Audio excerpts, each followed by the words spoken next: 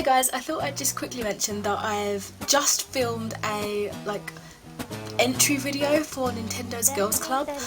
It's for like a guest presenter thing, and I'm explaining like my favourite 3DS game. So you might see it on this channel if that's allowed. I don't even know if that's allowed. But yeah, check out Nintendo's Girl Club. I might be on there, I might not be, but I think they decide on the 2nd of November, so that's like ages away. But yeah, there's that video, yeah, somewhere maybe. If not, as I said, hopefully I'll get permission to put it on my own channel, because I liked it. I liked the video. I felt like it was a good video. So today, you know, being the start of a new month, I thought I would do another wrap-up video. Of course, I am starting with my book wrap-up because that is predominantly what I do.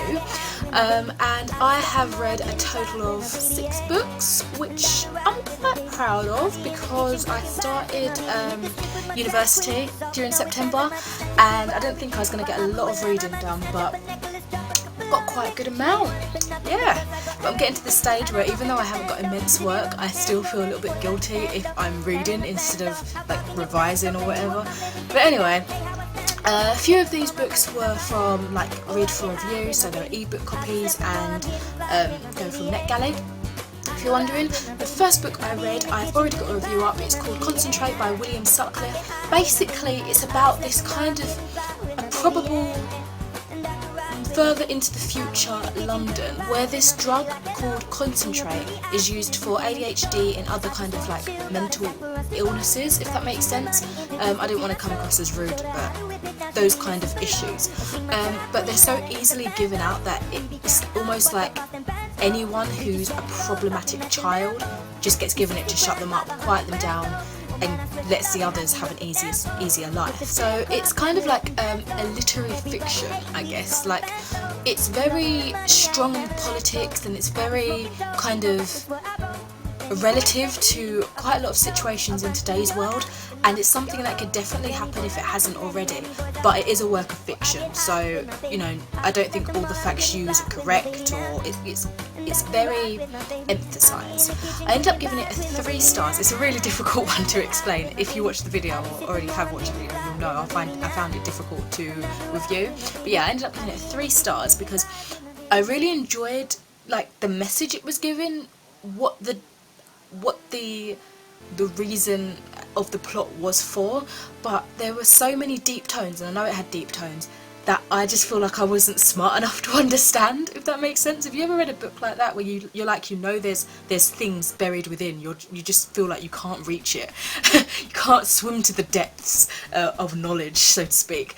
But yeah, that's like my main problem. Other problems were just like, say, lack of character development. The way some characters spoke was a little bit awkward to get used to, but other than that, it is actually a really interesting read. I do wish I was able to understand it more so, but I think quite a lot of people will be interested in this, especially if you're interested in like mental health. Yeah, on to the next book. After that, I read my first Derek Landy book, and that is the first book in the Skullduggery Pleasant series. This is kind of like following a young girl whose uncle dies, but the circumstances seems a little bit too mysterious, especially when you consider the situation that the uncle was in and what he did for a lifestyle. And this young girl, Stephanie, she comes into a meeting with this Skullduggery Pleasant, who's kind of like a detective, and he's a skeleton.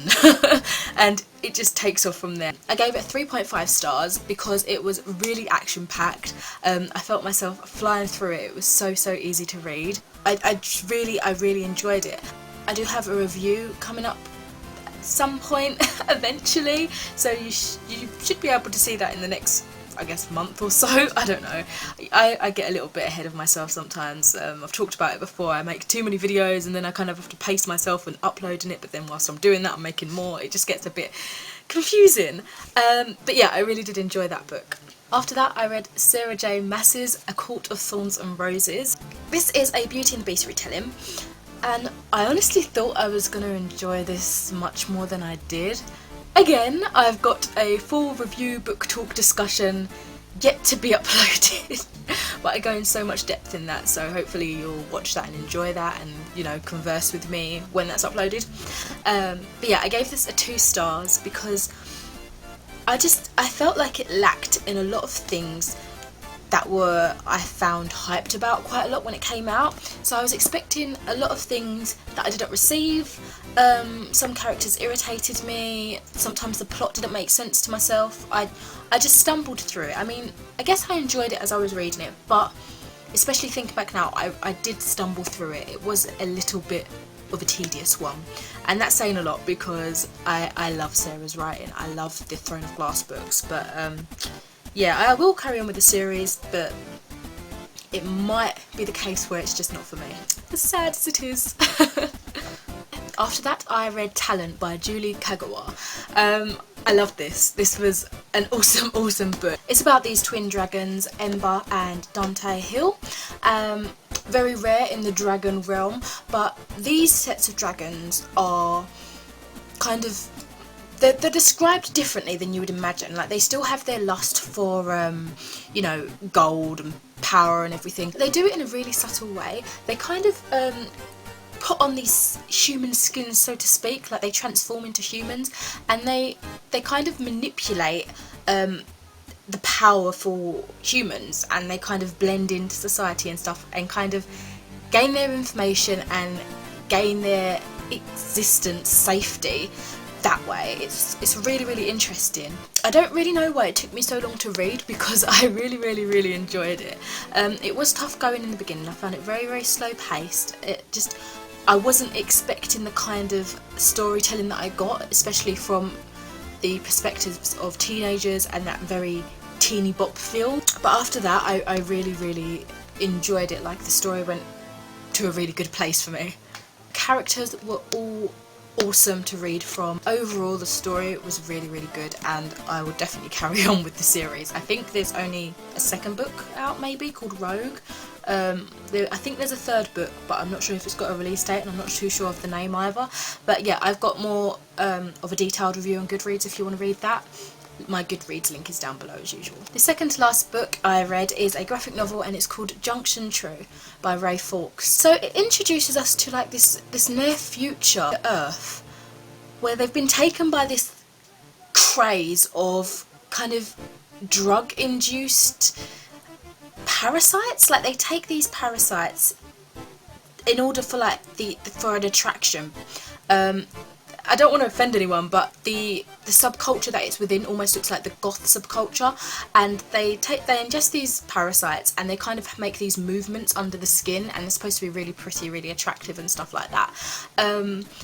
But it becomes a mutilation, and the drugs that they're taking are causing some serious damage to their body, especially when this thing called the Junction True begins to become a thing. So yeah, I decided to give it a 4 stars because it was such a unique read. The art style especially was something that I've not really come across before. I just think it was a really nice compliment towards like the story that we were getting. I found the plot so much easier to follow than I was expecting as well. But like, reading it and thinking about it, it does have a ridiculous nature. The ending was definitely not what I was expecting at all, so it definitely caught me by surprise, and obviously being a graphic novel, I kind of flew through it in a couple of hours, and I really enjoyed the twisted darkness that is Junction True. I would definitely suggest that to you guys. It's a really cool little graphic novel. And the last book I read is called Tabitha by Neil Gibson, and I think Caspar Wingard? I'm not too sure. I gave this a 2 out of 5 stars.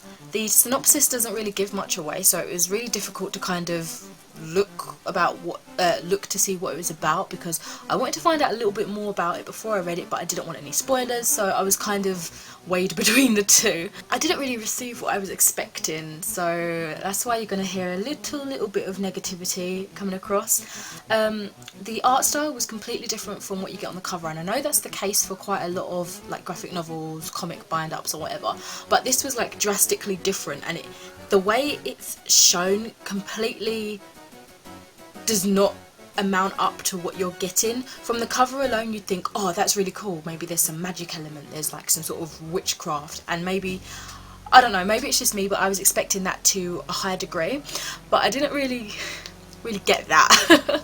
It wasn't the crazy fantasy kind of thing I was expecting. However, even through that disappointment, I did get an enjoyable quick read from it. The story turned out to be okay. Yeah, it was quite good. It just would have been better with the darker elements that I was expecting, and because it didn't give me that, it didn't really quite deliver the punch that I wanted.